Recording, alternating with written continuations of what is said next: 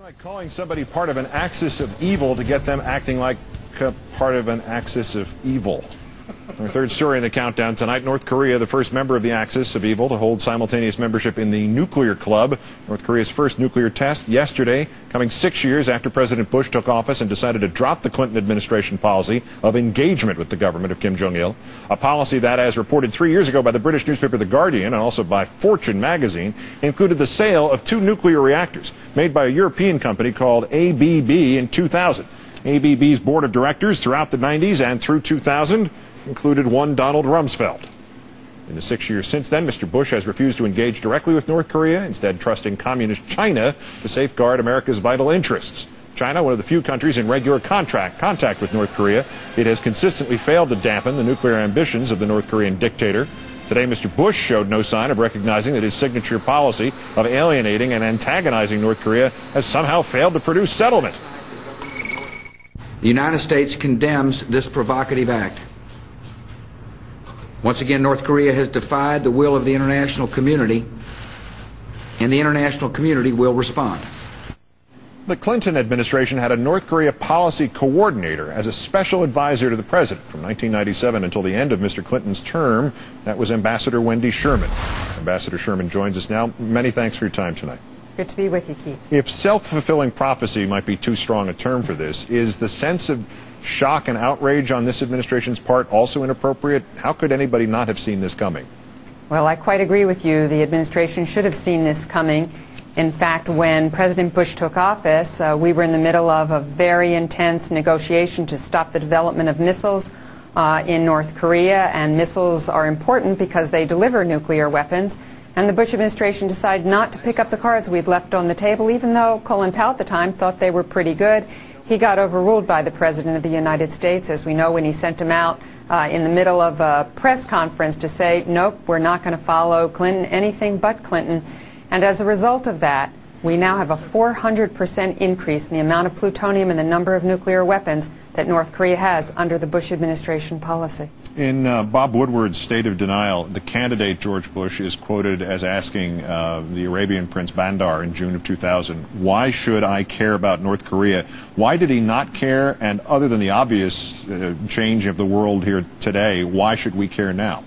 It's very hard for Americans to imagine they should be worried about North Korea. Most people don't know where it is. It's led by a rather strange leader that people don't understand. There's no oil. There appears to be no immediate impact on people's lives. But if North Korea has nuclear weapons, several things, and they do, several things are going to happen. There may be a nuclear arms race on the Korean Peninsula. That means Japan may decide it needs nuclear weapons. It might be that South Korea decides they need nuclear weapons. I don't think the world needs more nuclear weapons. And more importantly, North Korea, now that it has 4, 6, 8, 10 nuclear weapons, can test them, but they can also sell them. They may also not be secure enough, and terrorists might get hold of them or the fissile material for those nuclear weapons. And I think we'd all agree there's nothing more terrifying for Americans than terrorists with their hands on a nuclear weapon. 2 years ago, let me play this clip here. Mr. Bush rejected his opponent's advocacy of direct U.S. talks with North Korea. We began a new dialogue with North Korea, one that included not only the United States but now China. And China's got a lot of influence over North Korea. In some ways more than we do. As well, we included South Korea, Japan, and Russia. So now there are 5 voices speaking to Kim Jong-il, not just one. And so if Kim Jong-il decides again to not honor an agreement, he's not only doing injustice to America, he'd be doing injustice to China as well. And I think this will work. It's not going to work if we open up a dialogue with Kim Jong-il. So 2 years after I think this will work, North Korea has tested its first nuclear device. What happened and what conceivably positive could happen next? Well, there's no doubt that it's good to have many voices, as we did during the Clinton administration, telling North Korea this isn't the way to go. But North Korea, at the end of the day, wants regime survival, and they think the only country that can guarantee that is the last remaining superpower, the United States. And so they want direct engagement with North Korea and the United States. And although ultimately President Bush did finally break down and allow a very able negotiator, Chris Hill, to have a direct conversation in the middle of those 6-party talks, Ambassador Hill had nothing in his pocket, and you cannot negotiate with nothing. Now we're in a very difficult place because we have gone very deep in the hole, and that isn't just those nuclear weapons and that blast today. It is about how we get out of this. And after the condemnations and after the sanctions, all of which are necessary because North Korea has to know there are consequences, ultimately we have to get back to talks, and somewhere in there, somehow, there have to be direct talks with the United States. Is a blockade feasible, or that would just make it worse? I think that is one of the sanctions that's going to be in front of the Security Council. The blockade is not going to stop North Korea from transferring nuclear weapons if it decides it wants to. Plutonium can be the size of an orange. You can put it in a suitcase and take it across a border. You don't need a ship coming out of a port to do that. So although the Proliferation Security Initiative, as the Bush administration policy is called, is a useful technique, it's not going to stop North Korea from having its nuclear weapons and transferring some of that technology if they want to. Ambassador Wendy Sherman, great thanks for your perspective and your time. North Koreans celebrated the birthday of their late leader on Sunday. The United Nations was getting ready to release a scathing report on the reclusive country. It released on Monday a detailed account of North Korea's human rights violations. The report, nearly 400 pages long, lists atrocities including murder, torture, rape, enslavement, executions, and starvation. Crimes against humanity that the UN said borders on genocide. Michael Kirby headed the commission behind the report. He compared the crimes to those committed by the Nazis. At the end of the Second World War, so many people said, if only we had known the wrongs that were done in the countries of the hostile forces. If only we had known that. Well, now the international community does know. The international community will know. Timed with the release of the UN report, human rights group Amnesty International released interviews with North Korean defectors who had been imprisoned. Their descriptions of life in the camps are similar to accounts depicted in this artwork from a 2011 exhibit in Seoul, South Korea.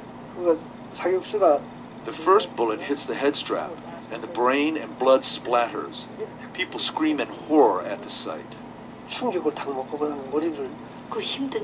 Pregnant women get sent to labor camps to carry loads up and down the hills, which cause miscarriages.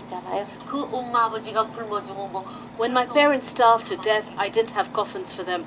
I wrapped their bodies with straw, carried them on my back, and went to bury them myself. The UN report recommends the atrocities in the north be brought to the International Criminal Court. It said Supreme Leader Kim Jong-un himself should face justice for ordering these crimes. But on Monday, North Korea categorically denied such abuses take place, saying the UN's report was an effort at regime change under the guise of human rights concerns.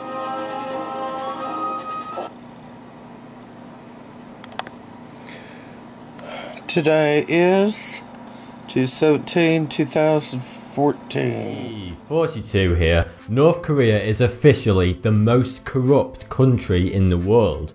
The Corruption Perceptions Index ranks every country in the world from 0 to 100 based on how corrupt it is, with a score of 0 being very corrupt and 100 meaning very clean. Every year, North Korea ties with Somalia for last place. Let's uncover the most disturbing facts about the world's favourite hermit kingdom.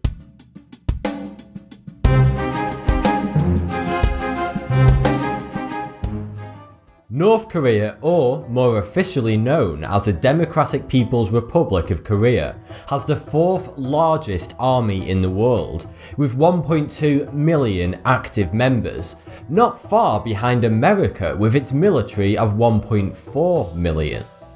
There are 28 state-approved haircuts in North Korea.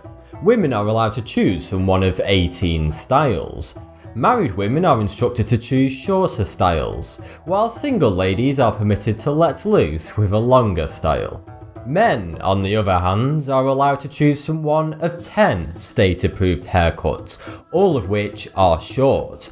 All North Korean men are prohibited from growing their hair longer than 5 centimeters. North Korea has an impressive 100% literacy rate. Literacy is defined as individuals aged 15 and over who can read and write. There are 25,554 kilometers of roads in North Korea, but only 724 kilometers are paved. That's a measly 2.83%. The Korean Demilitarized Zone, or DMZ, is a strip of land 250 kilometers long that separates South Korea from North Korea. It was set up as a neutral zone where the two countries could safely discuss matters at the end of the Korean War in 1953. Despite its name, it is the most heavily militarized border in the world. Soldiers guarding the DMZ are ordered to shoot anyone trying to sneak in or out of the country, making China the most popular escape route for North Koreans. 80% of defectors are women. However, an unlikely good has come out of such a heavily militarized border. The Korean DMZ Strip is home to some of the most critically endangered species of animals and plants on Earth, whom have found an unlikely haven, protected from any human contact. Extremely rare species such as the Korean tiger, the elusive Amur leopard, and the Asiatic black bear have all found a home here amongst the landmines and listening posts. Ecologists have identified some 2,900 plant species, 70 types of mammals, and 320 kinds of birds within this narrow strip of land. The South Korean government has campaigned to UNESCO numerous times to turn the DMZ into a nature reserve to protect the endangered animals, but every time North Korea has declined to make such an agreement. In the 50s, North Korea built Kijong-dong on North Korea's side of the DMZ, so it was easily visible from South Korea, which North Korea claimed was the perfect city. The city supposedly contained a childcare centre, kindergarten, primary and secondary schools, as well as a hospital. The idea was to make the city appear so attractive that it enticed South Koreans to defect to North Korea. However, after observation from the South Korean side of the DMZ, it became obvious that the city is actually completely uninhabited, and has remained so ever since it was built. It has since come to be known as Propaganda Village. In the 1980s, the South Korean government built a 98-metre tall flagpole on the south side of the DMZ, close to the border. The North Korean government responded by building an even taller one in Kijong-dong, in what some have called the Flagpole War. At the time, it was the second tallest flagpole in the world. In the past 60 years, over 23,000 North Koreans have defected to South Korea, whereas only 2 South Koreans have gone north of the border. North Korea has its own operating system. Called Red Star OS, it's a fork of Linux. Most of the software on there, such as the web browser, text editor and firewall, are custom programs written by North Korea. In 1974, Kim Il-sung took 1,000 Volvo sedans from Sweden to North Korea and never paid for them. In 2013, current North Korean leader Kim Jong-un executed his uncle, along with 5 of his aides, by locking them in a cage and feeding them to a starving pack of 120 dogs. But what had Kim's uncle done to deserve such a horrific demise? Well, Kim accused his uncle of mismanaging the economy, corruption, womanizing, and taking drugs. Marijuana is completely legal in North Korea and is not even classified as a drug. It is commonly used for medicinal purposes. North Korea is the only nation on Earth to currently have a US Navy ship captured. It isn't 2015 in North Korea, it is the year 104. Counted after the birth of Kim Jong-un's grandfather and founder of the DPRK, Kim Il-sung. North Korea is home to the world's largest stadium. The impressive May Day Stadium seats 150,000 people. It is home to the annual Arirang Games, which is one of the most spectacular displays of coordination and choreography on Earth. The Ruryong Hotel in North Korea is a 105-story building that for 20 years held the title of the world's tallest hotel. Construction began in 1987, but was halted before it finished in 1992, as North Korea entered a period of economic crisis following the fall of the Soviet Union. The monstrosity now towers over Pyongyang and stands completely empty. The only people allowed to own vehicles in North Korea are the military and government officials. Transport in general is tightly controlled. North Korean citizens are generally restricted from travelling anywhere at all, even inside their own country. North Korea's space agency is called NADA, which in Spanish means nothing. It stands for National Aerospace Development Administration. The program only has a 20% success rate. Wearing jeans is illegal in North Korea because denim symbolises the DPRK's enemy, the United States.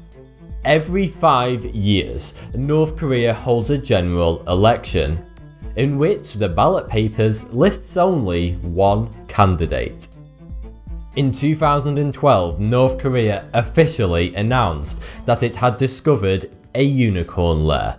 The always trustworthy DPRK's official news agency released a statement claiming that they had found a cave 200 meters from Pyongyang City, with a rectangular rock in front of it with the words "Unicorn Lair" conveniently carved into it. They believe the unicorn was rode by an ancient Korean king named King Tongmyong. North Korea is dotted with prison labour camps, where prisoners are reportedly subjected to horrific, inhumane treatment.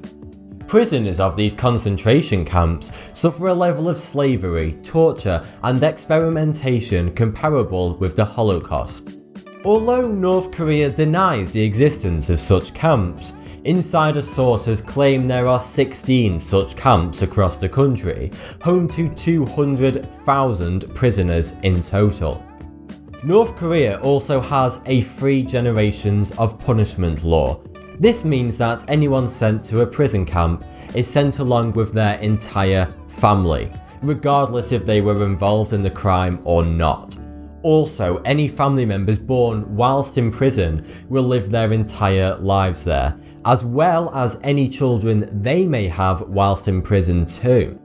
North Koreans are subject to a 6-day work week, as well as a 7th day of supposed volunteer work, which is also strictly enforced, meaning North Koreans have virtually no free time. Official records show that Kim Jong-il learnt to walk at the age of 3 weeks and was talking at 8 weeks. While studying at Kim Il-sung University, he reportedly wrote 1,500 books over a period of 3 years, along with 6 full operas. According to his official biography, all of his operas are better than any in the history of music. It is also written in Kim Jong-il's biography that he was born under a double rainbow, and to mark his birth there was a new star and a swallow in the sky. It is also written that he could control the weather and make it rain on command depending on his mood. In fact, the list of questionable claims and feats of prowess surrounding the North Korean leader are endless.